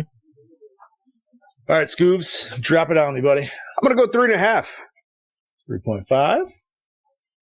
Chad Daddy. I'm going the same, 3.5. 3.5. And I'm going to go with a solid. You know what? I'll just go with the same. I'll go 3.5. I was going to go a little lower, but I feel like, you know what? This was a very entertaining film. So.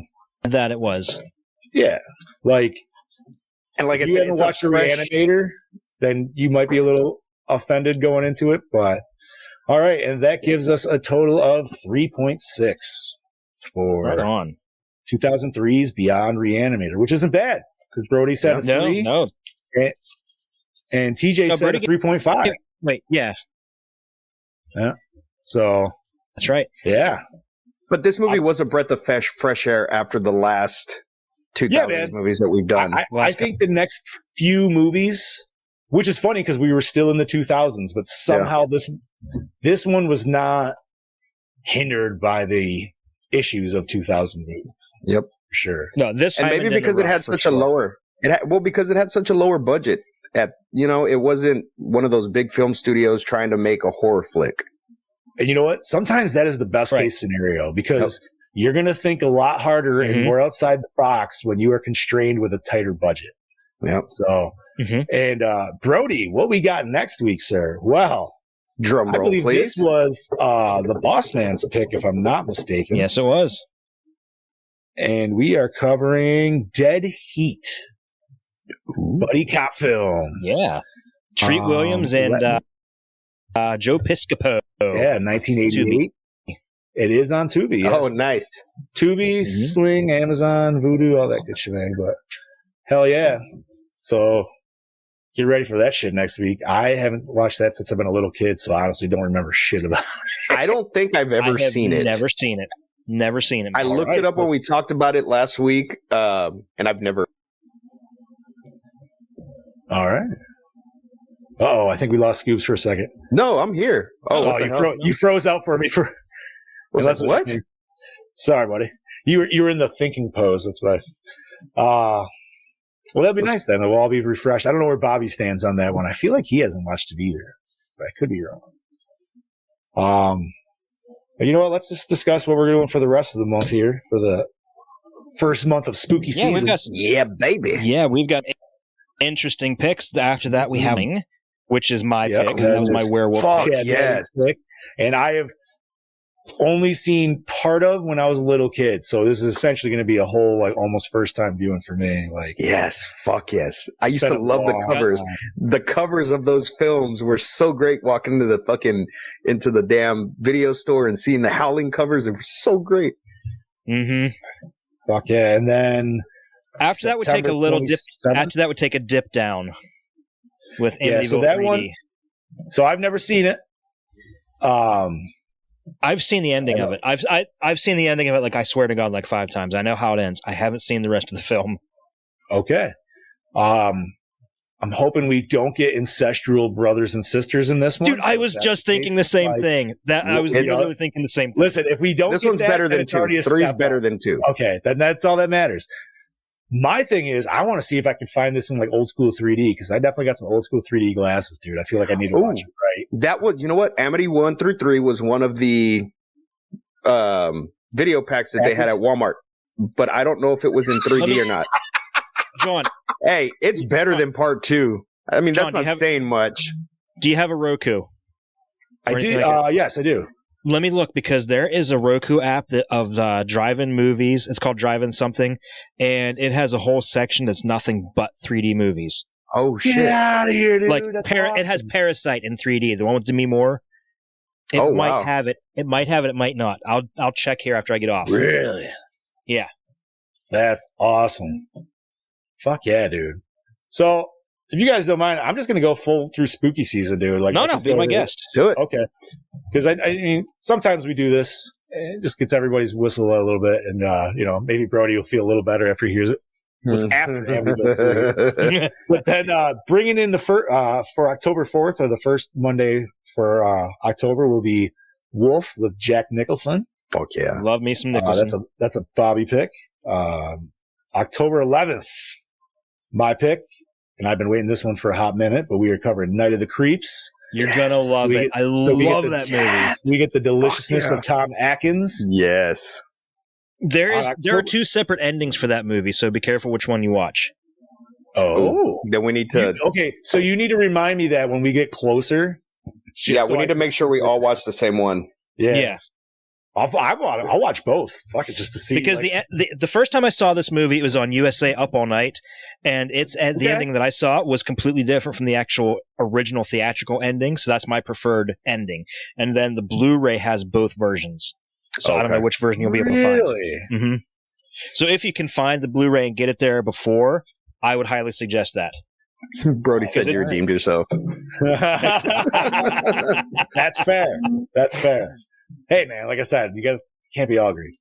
But then October 18th, we're gonna bring it in with Texas Chainsaw Massacre 2. Hey, I love that movie. I don't care. I unapologetically love it. So do I. You know what? I hope I got I've only seen it once, and it's been a while. And I just remember the first time I watched it was right after the first time I watched the first one, to which I instantly fell in love. And I remember the second one was definitely a lot different of a vibe compared. Oh my god, is a complete Dennis Hopper and chainsaws. You can't go wrong. It went comedic in that. Oh yeah, I love it. And it definitely went way more like sexual innuendo with like the whole like chainsaw fucking shit like that. Like,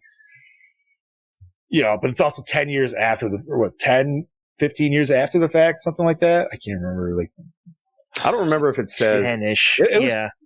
Well, I mean, we all have to have chili that day too. Yeah, chili kickoff. We have to have chili. We all have to have a bowl of chili while we review that film. Dude, that just means I'm gonna have to find a bald cap and a fucking. I have my Leatherface Part 2 mask hanging up there. Yeah, buddy. Sweet. And then October 25th, our Halloween episode, we'll be rounding it up with some more delicious Tom Atkins in Halloween 3. Yeah, baby. Criminally underrated. Super. And it's probably going to be a very biased review from all of us, but that's fine. Yeah. And we will talk about the infamous if Michael Myers is or isn't in it. He is. I know. He is. They're watching Halloween in the one scene. Right. But I'm talking about the other scene where supposedly you see his face in a shadow. Oh. There's a reflection there's a scene, if I remember right, and it's been a minute. I believe Tom Atkins is doing something, and it shows a very like white, blemishy face, kind of like creeping in the shadow in the background. It's been a minute, so I could be way off, but that'll be our Halloween episode, so that'll be good shit. We got a good lineup, gentlemen. I'm excited. Oh, yeah, we do. Especially with the introduction of the werewolf movies this year. Yes. It's kind of a interesting take. I can't get Ghost Boat out of my mouth, man. It just goes. Dude, I watched Death Boat over the weekend. It is a better movie. Is it good now? It is. It is. It relies a lot more on atmosphere. Like, you don't see any of the ghosts. You hear voices, you see doors opening and closing. It's a much better movie, and it's Nazi ghosts. So Nice. All right. Well, Dick Warlock is in it, who played Michael in Halloween 2. I also forgot to mention I did watch Suicide Squad yesterday, the new one. I have still yet to watch that, dude. You missed your chance. It's off HBO Max now. Yesterday was the last day for it. It'll obviously come back at some point. I was say it'll be back in like 2 more months because I think MK is already on there, dude. So it's like, So I watched the new MK animated film. I will not say too much about it because obviously I'm talking about saving this for Fatality. I'm just gonna say, wow. Really? It was a good? Nice. So that answers my question. I get it. Let me just say, dude, Scoobs, I instantly thought of you for one scene in particular, and I'm not going to say the scene, but they do your boy Liu Kang proud. All right. That being said, this shit goes off the fucking rails, dude.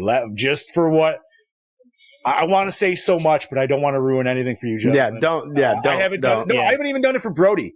Because Brody's like, "What do you think?" And I'm like, "I'm not telling you shit, dude. I'm just telling you I enjoyed it, and you go fucking watch it, and we'll fucking make an episode." I'll have to try and squeeze in a viewing this week. But not only that, and I haven't even talked. Oh, Brody's gonna be watching it this week. Fuck yeah! Speaking of which, I'm pretty sure I already thought of our next episode for Fatality after this. Because the Injustice animated movie is dropping this October. Yeah, it is. Ooh. Yep, they just dropped the release date, and I believe I want to say it was like October 13th, but I could be off on that. But it is in October, so fuck yeah, dude. But I will say the one spoiler on the Mortal Kombat is Ultimate Instinct Shaggy. I knew you were going to 100%. Well, I figured that's the one that everybody's probably seen because it's been leaked all over fucking the line. And Matthew Lillard. Shaggy. Matthew Lillard plays the voice. Yeah, and it was great because obviously if the first one, if anybody's watched it, it was Scorpion choking the shit out of fucking Daffy Duck. Mm-hmm. And this one, it's Ultimate Instinct Shaggy choking the fuck out of Scorpion. which brings up questions. With the supposed they're not working on Injustice 3, they're going straight to MK12. This begs the question: will we get UI Shaggy as a bonus character? Will MK go just that crazy with it to where like we don't care anymore? Dude, they added RoboCop. Yeah, I saw they put RoboCop. Yeah, but RoboCop was awesome, dude. Like, I think RoboCop almost fit more than the Joker, but the Joker was still good just because obviously they had MK versus DC. So they had a lot of throwbacks to that shit. But I'll agree, dude. Like, I mean, listen, RoboCop they threw in there because they already had Terminator, and everybody's always wanted Terminator versus RoboCop. You know what I mean? Like, they gave us AVP, they gave us.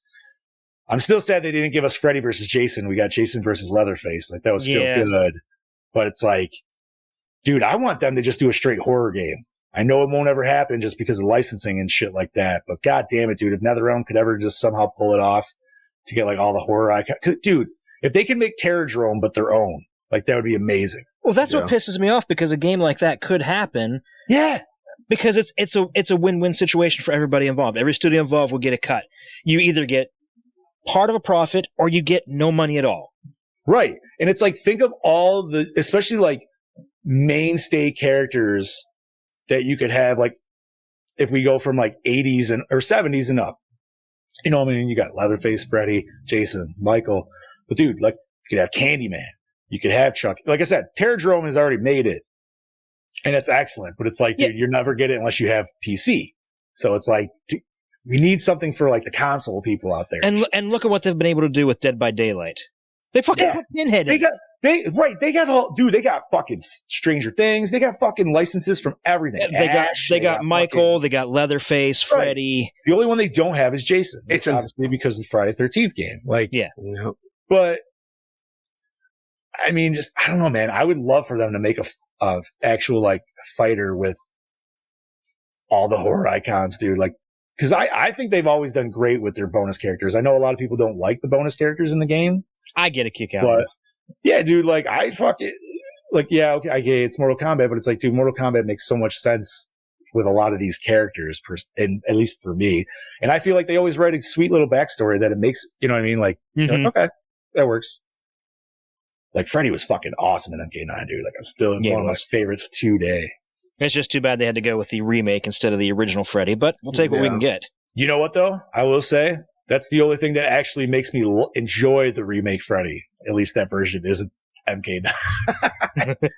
And listen to my rant on MK9 and how we got fucked up because of that Freddy on Fatality. Yep. So, alrighty, gentlemen.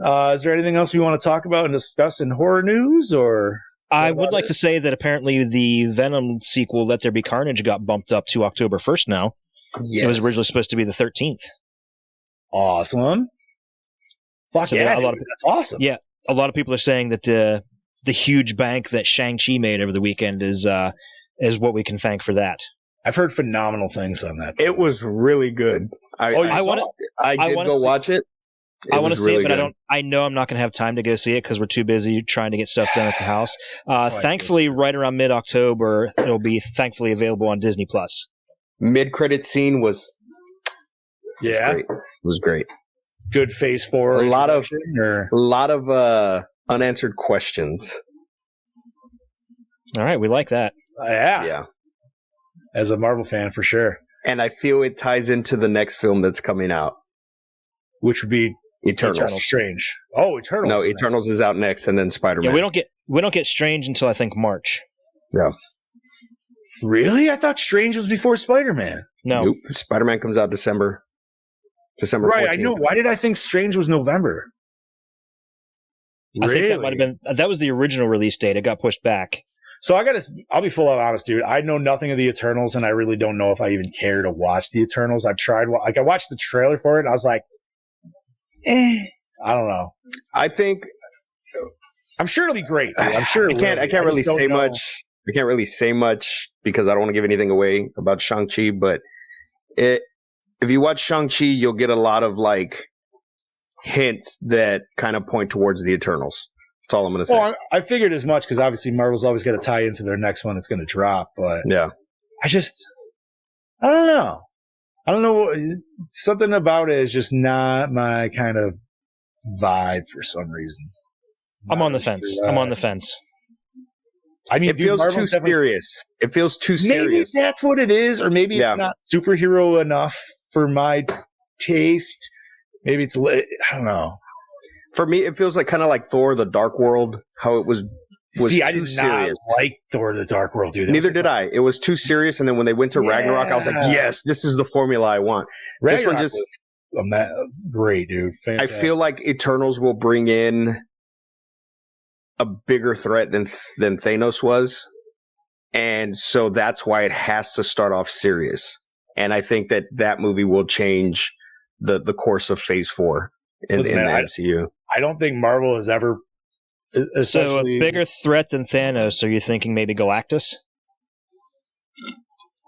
Dude, that'd be great because if that leads into the somehow like the whole like us getting Fantastic Four and shit. Well, Fantastic Four is the last film in Phase 4. Is it? Yep.